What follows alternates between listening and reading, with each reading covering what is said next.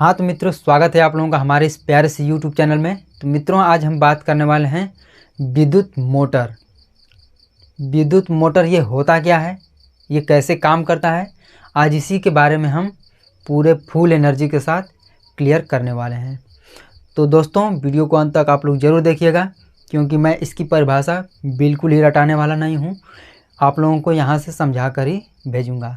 तो देखिए, ये विद्युत मोटर की इतनी बड़ी मैंने परिभाषा जो लिखा है, आप लोग सोच रहे होंगे कि इसको कौन याद करेगा।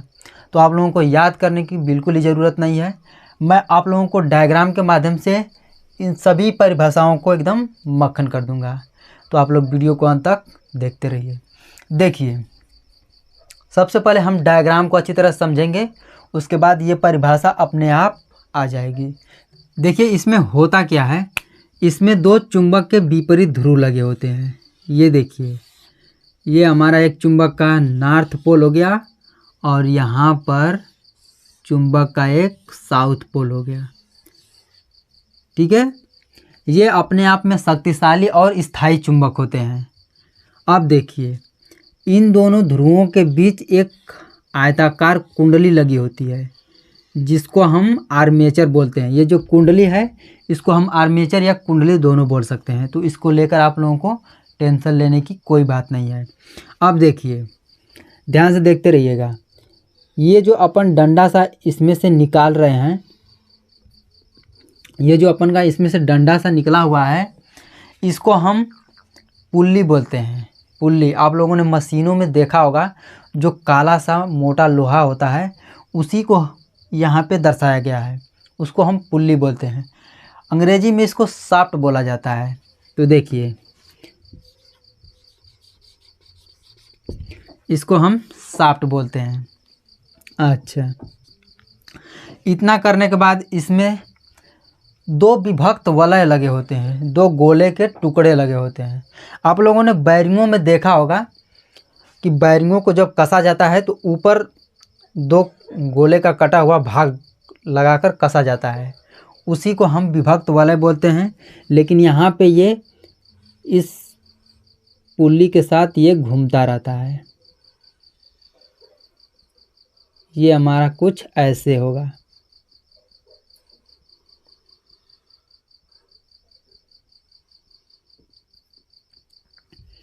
डायग्राम को लेकर आप लोग परेशान मत होइएगा। आप लोगों को डायग्राम पेपर में बनाना होगा, तो आप लोग अच्छी तरह से बनाइएगा। ये देखिए, हमारा दो गोले का कटा हुआ भाग या विभक्त वलय, जो आप लोग कह लो। ये देखिए, ये ऐसे निकलकर ये ऐसे हो जाता है। इतनी बात आप लोगों को समझ में आ गई होगी। अब देखिए, ये जो हमारा विभक्त वलय है, इस पे दो कार्बन की पत्तियां लगी होती हैं, जिससे परिपथ से धारा अंदर की ओर जाती है और एक से बाहर की ओर निकलती है। तो देखिए, ये पत्तियां हम बना दे रहे हैं यहाँ पे, ये ऐसे और ये ऐसे।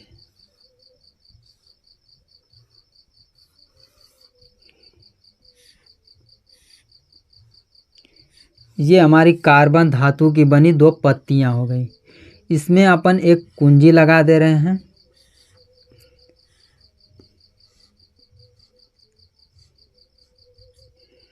ये हमारा प्लस टर्मिनल, ये हमारा माइनस टर्मिनल।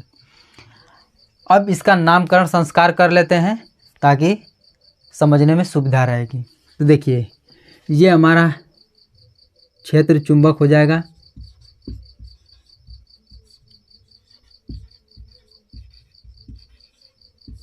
इसको भी क्षेत्र चुंबक बोलेंगे।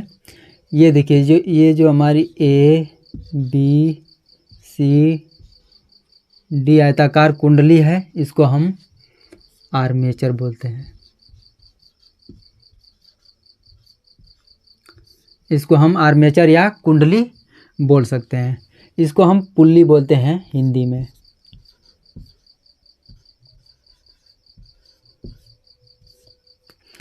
ठीक है, अब ये हमारा हो गया विभक्त वलय।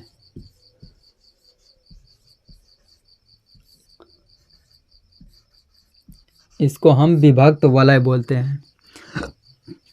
ये जो हमारा है इसको हम ब्रूस बोलते हैं।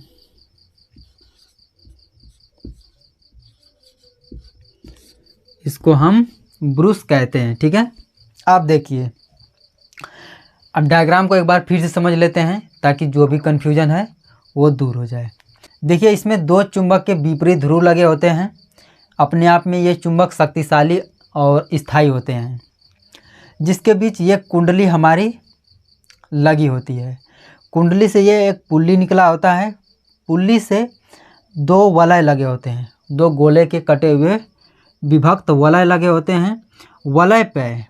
वलय पे ये दो कार्बन धातु की बनी दो पत्तियां लगी होती हैं, जिससे एक से धारा अंदर की ओर जाती है और एक से धारा बाहर की ओर आती है। तो देखिए, इसमें धारा हम प्रवाहित कर दे रहे हैं। यहाँ से ऐसे हम बंद इस कुंजी को ऑन करेंगे तो इसमें धारा ऐसे प्रवाहित होकर ये ऐसे और यहाँ से बाहर की ओर निकल जाएगी।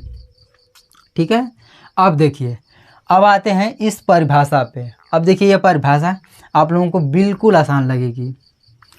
आप देखिए, यहाँ पे अपन ने हेडिंग लिया है विद्युत मोटर।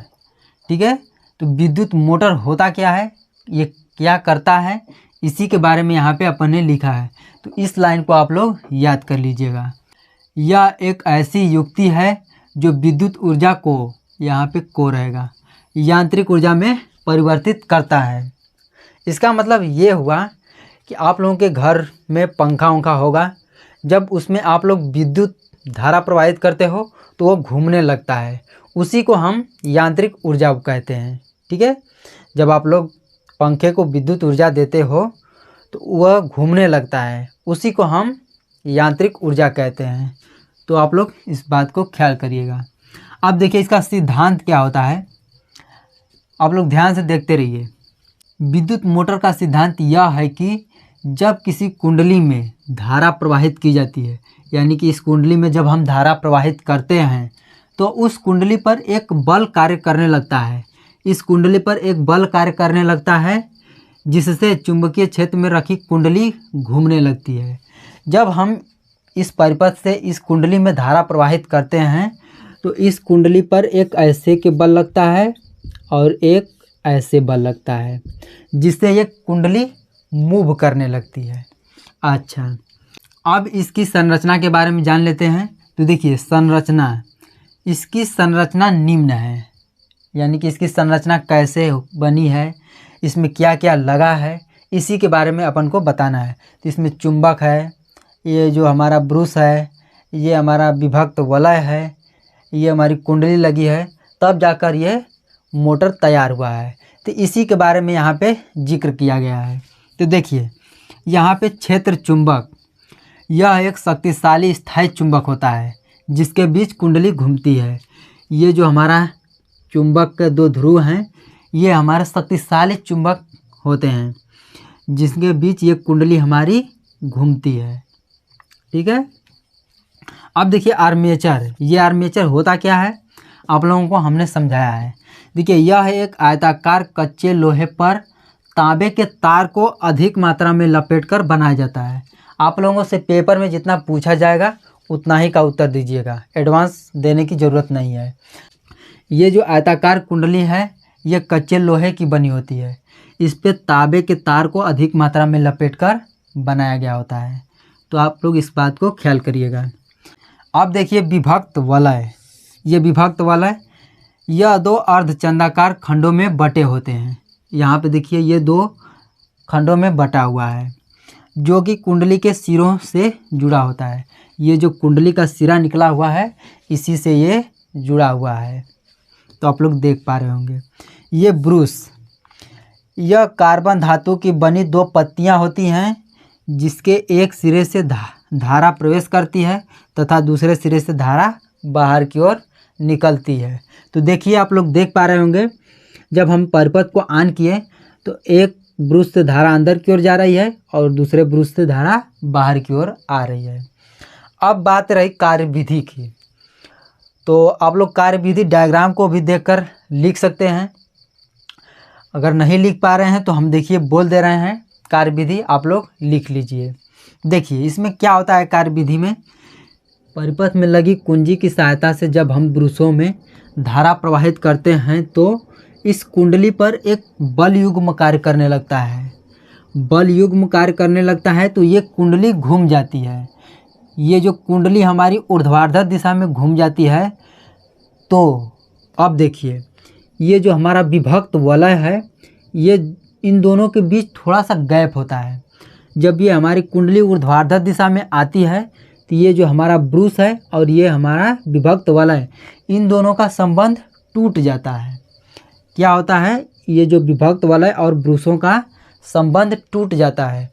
जब ये कुंडली ऊर्ध्वाधर दिशा से गुजरती है, ऊर्ध्वाधर दिशा को पार करती है, तो पुनः विभक्त वलय और ब्रूसों का संबंध हो जाता है, जिससे इस कुंडली पर एक समान दिशा में बल लगता है।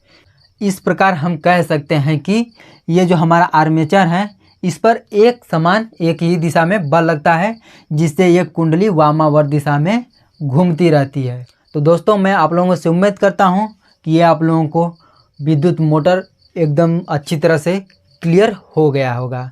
अगर क्लियर हो गया है तो वीडियो को अभी के अभी लाइक करके चैनल को सब्सक्राइब कर लीजिए और बेल आइकन को प्रेस कर दीजिए, ताकि मेरे द्वारा बनाई गई हर एक वीडियो की नोटिफिकेशन सबसे पहले आप तक पहुंचती रहे और आपकी प्रिपरेशन भी अच्छी तरह से होती रहे। ठीक दोस्तों, तो फिर मिलेंगे अगली वीडियो में, तब तक के लिए धन्यवाद।